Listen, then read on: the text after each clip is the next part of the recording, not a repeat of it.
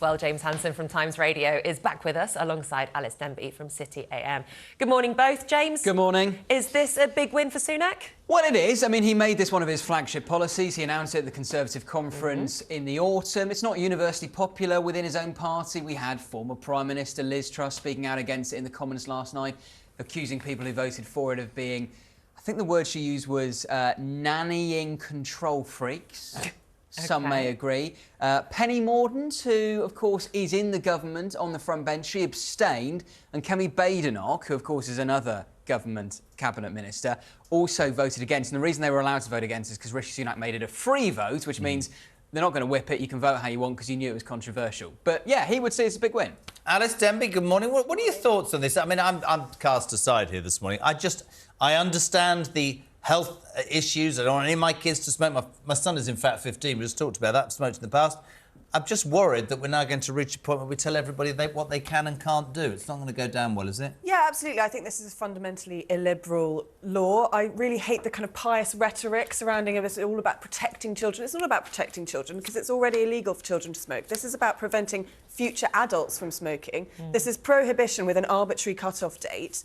And I just think it's fundamentally wrong for one group of adults to take away rights from another group of adults who have no say in it because they're currently children and they can't vote. Can you stay all morning? You put that so well. Happy to. It's interesting that. And Yeah. what she says about a bunch of adults making decisions about another bunch of adults who aren't old enough to argue. It's a fair point, but do we want future adults to be smoking? Well, hold on a Because second. we Let's know just it's go going to be back bad to your, for them. let's go back to your language. Do we? Why do you have the right to tell them what to do? Because That's the I'm going to question. have to pay through my taxes for the impact on the NHS. No, that's not right. The economic impact of smoking is basically null because they pay so much tax that they pay for themselves and they die earlier. So you Yeah, that spend is a less fair money on point. them. But even so, you know, do we as a society want to have a progressively iller population? Because we But know hold of on the a minute. health You've gone. associated She's with explained smoking. about money and the health thing. What we're talking about is, do we, as a society, at what point does the society get to decide? And I agree, by the way, about what Nick said about drugs. I think that's another subject as well. But are you getting to a point where you're saying to people, we think that we know what's right for you? Well, drugs is a good point because there are, you know, many, many illegal drugs. And had we known when tobacco was invented about the health risks that we now know about tobacco, it probably would have been banned there as well. Yep. Now, of course, there are grey areas. A lot of people say about alcohol. You know, if alcohol was invented tomorrow, it would probably be classified as a Class A drug. And I, for one, do not want to see booze banned.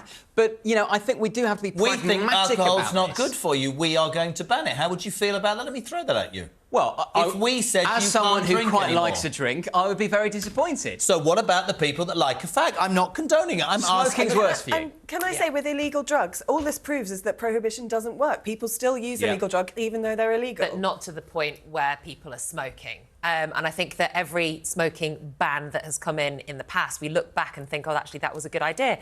No smoking on planes, don't smoke in restaurants. What about etc. evolution, though, Nick? Why don't we just let it happen Stopping naturally? smoking outside of hospitals. But I think there's an argument to say that this is a natural evolution. We were talking about this yesterday. And actually, your parents' generation would have been told that smoking was healthy and was good for them. And I think it's a generational habit that has passed down. Yeah. And I don't think that we look back at what the bans that we've already put in and gone, that was a bad idea. I think this is possibly a natural progression. In 20 years' time, this won't be controversial. Yeah. Tell you what No, I reminds agree me with of, that. Seatbelts. When they made seatbelts mandatory, there was the same debate, is this the nanny state going too far? Find me someone today who thinks you shouldn't be forced to wear a seatbelt. No, I agree with that. Yeah. John's just uttered in my ear that exciting thing. This is great, but we need to move on to inflation with Alys. It's gone down to 3.2%, 30 seconds. I can't really. Well, What's it mean? if the Bank of England does bring down interest rates, that could That's be good good for people's mortgages. It could, you know, this is a sign that things are improving, that eventually people will start feeling the benefits. But I think, as you said in the introduction to this, I don't think this is going to move the dial for the Conservative Party. After all, it's not the Prime Minister who controls inflation, and people are not going to be feeling richer come the next Of course. election. And it's important to remember, this doesn't mean that prices are coming down for anybody. No. So often I think that's misinterpreted, slower. but Yeah. it's just not getting more expensive as quickly as it was That's before. not us being negative. That's us being just telling the factual. truth. I mean, That's just telling I the think truth. he should have put, you know, when he put, I'm going to stop the boats. I think Yeah. he should have changed it, I'm going to stop smoking. Yeah. And then he'd have got a tick, wouldn't he? Smacking. I'd really like your views on this. Everybody's pontificating and everybody has a different opinion. Doctors writing to lawmakers and saying this is child abuse which causes mental health problems. Alys Denby I know exactly what you're going to say because you're on my wavelength, I think. What are your thoughts? I mean, to be honest, this one does trouble my libertarian instincts because I think absolutely parents know best for their children, but I do think that smacking children is clearly wrong. But I think what's interesting is if you dig down into this doctor's report, what they say is that children who are smacked by their parents are twice as likely to be on the receiving end of serious assault and physical abuse. And that's the problem, isn't it? That it's bad parenting. Smacking in itself is probably not a bad thing, but if you're the kind of parent who has that instinct, then you might not be the best parent in the world. And James, it's already illegal to smack other adults. It is, and so why allow a loophole to let people do it to their children? It's a really good point. There's a grey area. You might remember there was the Children Act of 2004 that the Blair government brought in, and that said it was unlawful to assault a child causing actual or grievous bodily harm. So if you smack a child and harm them, that is illegal. The grey area these doctors are talking about is if you smack a child but don't cause any harm. And some might say, well, if you're not causing any harm, that's just part of a parent's right to discipline their child. You got kids? But I don't have kids, no. And to be honest, you know, my mum didn't need to smack me because if she said, I'm not angry, I'm disappointed, that was the worst. That was enough, That's really interesting. I said this earlier, the old girl suit look, I called it the suit. She look at you like you need to shrivel, right? And I get that. And I'm not, I've seen enough, you know this, I've seen enough of people who shouldn't even deserve to have kids in the first place. I think people should have to pass a bleeding test to have a child. And I'm being completely honest. I've seen many, many, many kids who have suffered, and I take that point. I just think you are then saying to people, apparently you're mature enough and whatever to have a child, but we're going to tell you how to bring the child up. But I've seen a lot, and I've said stuff in the past people don't like. I think there's a lot of really bad parents. Sorry. Yeah. I genuinely believe that. It's surely about the message that this kind of legislation sends to those bad parents that says, actually, we will prosecute you if we deal. How does it work, though? What, the kid phones up? What happens? Well, no, precisely, because technically, at the moment, it's that is assault. And if you were... I know. HR! Precisely. Assault! She's hit me! But that wouldn't happen. They're busy. Now, it very well could happen, but it wouldn't because, you know, it's how people interpret it, etc.